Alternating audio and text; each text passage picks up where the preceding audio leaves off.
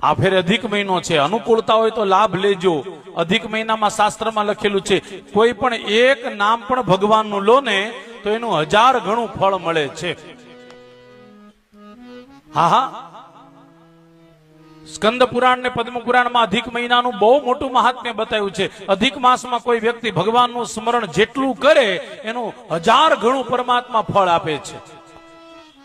અધિક મહિનામાં બીજું કાંઈ થાય કે ન થાય, રોજ એક ઓમ નમો ભગવતે વાસુદેવાય નમઃ ઈમાનદારીથી જપ કરો, એક માળા રોજ કરો।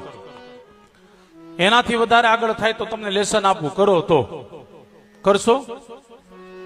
અનુકૂળતા હોય ને તો અધિક માસની અંદર વિષ્ણુ સહસ્ત્રનો પાઠ કરો।